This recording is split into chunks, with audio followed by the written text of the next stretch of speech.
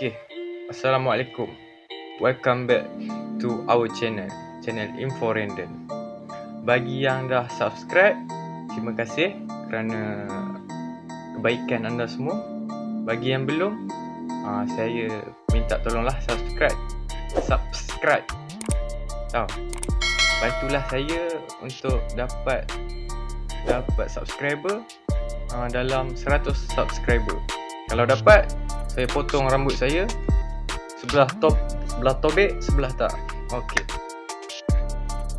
Assalamualaikum warahmatullahi wabarakatuh. Kembali kita di channel Info. Hari saya ingin menceritakan seorang juru gambar hidupan liar yang mati di Alaska, iaitu Carl McCann. Carl McCann seorang juru gambar hidupan liar. Carl dilahirkan di Munich. Ketika itu Munich masih lagi menjadi bahagian Jerman Barat ketika Perang Dunia Kedua pada tahun 1946. Keluarganya kemudian pindah ke Amerika Syarikat dan dia dibesarkan di San Antonio, Texas. Carl bekerja sebagai tentera laut. Dia mengikut jejak ayahnya sebagai seorang tentera laut. Setelah 4 tahun, Carl keluar daripada perkhidmatannya kerana beliau begitu tertarik dengan alam semula jadi, dan beliau memutuskan untuk pindah ke Anchorage, Alaska dan menjadi seorang juru gambar hidupan liar. Dan tanpa perancangan yang betul, beliau telah pergi mengembara secara bersendirian di Alaska yang luas hingga akhirnya perjalanan itu menjadi bencana terhadap dirinya. Pada Mac 1981, Carl telah menyewa sebuah pesawat untuk membawanya ke Brooks Ridge, iaitu di suatu wilayah yang terpencil di pendalaman Alaska. Dia merancang tinggal di sana selama 5 bulan untuk mengambil gambar-gambar hidupan liar di Alaska. Dia membawa bekalan makanannya sebanyak 640 kg untuk bertahan selama 5 bulan.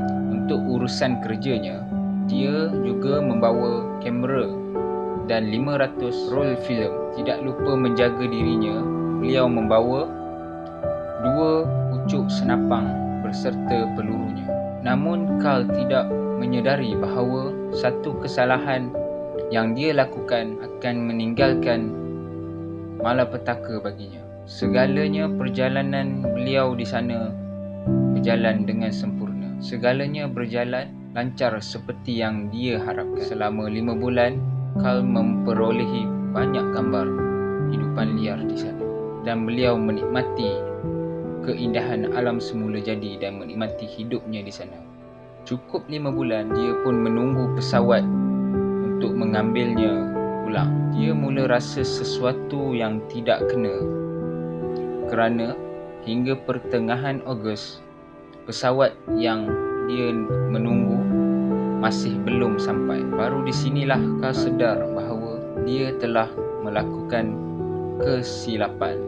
Carl memang merancang untuk menyewa pesawat yang sama untuk menjemputnya pada bulan Ogos, namun dia tidak pernah memberitahu atau mengesahkan perkara itu kepada juru terbang tersebut. Dalam erti kata lain, pesawat yang dia tunggu takkan pernah datang untuk menjemputnya pulang. Carl bersendirian di Brooks Ridge tanpa ada jalan keluar untuknya pulang. Dia cuba untuk mengawal emosinya agar tidak panik dan menggunakan kemampuan berburunya untuk menjimatkan bekalan makanannya. Dia juga berharap agar keluarganya akan mengetahui kehilangannya lalu akan mencari Carl. Beliau pernah berkata kepada ayahnya yang dia akan berkemah di pendalaman Alaska. Carl mengatakan kepada ayahnya untuk tidak perlu menunggu dan tidak memberitahu waktu yang jelas bila dia akan pulang. Carl hanya mengatakan pada ayahnya untuk tidak risau jika dia tak kembali. Pada hari-hari yang berikutnya, keajaiban sebenar muncul pada akhir Ogos, di mana sebuah pesawat Alaska State Trooper, iaitu polis, melintas tepat di mana Carl berkemah. Oleh kerana terlalu gembira, yang dirinya akan diselamatkan, Carl kemudiannya mengangkat tangan kanannya ke atas pada arah pesawat polis. Carl sama sekali tidak tahu bahawa isyarat tangan yang diberinya secara universal merupakan signal yang mengatakan saya dalam keadaan baik, jangan tunggu saya. Lalu polis yang meronda di sekitar itu berlalu pergi. Musim sejuk pun tiba dan bagi penghuni Alaska yang berada dekat lingkaran kutub utara, suhu sejuk di Alaska, sejuk bererti kematian. Salji mulai turun dan sungai di mana tempat Carl mencari sumber makanannya menjadi beku. Semakin sukar Carl untuk menemukan haiwan untuk dimakan. Manakala ketika itu serigala dan rubah juga sering mengintai gerak-geri beliau. Pada bulan November, Carl sudah kehabisan makanan. Dia merancang untuk berjalan kaki menuju ke Fort Yukon, sekitar 121 km dari tempatnya berada. Namun salji yang semakin menebal serta keadaannya yang amat lemah membuatkan perjalanannya itu sukar untuk beliau. Pada akhir November, dia sudah mula merasa sakit akibat kelaparan dan juga cuaca sejuk yang cengkam.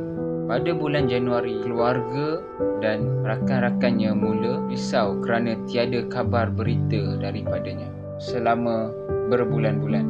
Pada 2 Februari, para anggota Alaska State Trooper telah menemukan sebuah kemah di kawasan yang beliau ronda. Semasa melihat di dalam kemah tersebut, mereka begitu terkejut apabila menjumpai mayat Carl yang telah kurus kering, membeku serta luka tembakan pada tubuhnya. Carl yang telah berputus asa diketahui telah membunuh dirinya sendiri daripada menghadapi mati secara perlahan-lahan dan mengalami penderitaan yang panjang dan menyakitkan. Di samping mayatnya terdapat lesen memandunya untuk mengesahkan itu adalah mayat beliau dan buku diari setebal 100 muka surat. Di dalam buku itu tertulis semua perasaan putus asanya. Dipercayai pada malam saat dia memutuskan untuk bunuh diri, dia telah membakar semua barang miliknya yang tersisa untuk membuat sebuah unggun api bagi mendapatkan keselesaan yang terakhirnya. Lalu dia menulis, Tuhan, maafkan semua dosa dari kelemahanku. Tolong jaga keluargaku. Mereka mengatakan bahawa itu tidak sakit. Carl akhirnya mati dengan meninggalkan sepucuk surat kepada ayahnya. Dalam surat tersebut mengandungi cara-cara bagaimana untuk mencetak filemnya. Okey, terima kasih kerana menonton video ini. Kita akan berjumpa lagi di video yang akan datang. Terima kasih kepada yang sudah subscribe. Dan yang pada yang belum subscribe. Okey, terima kasih. Assalamualaikum.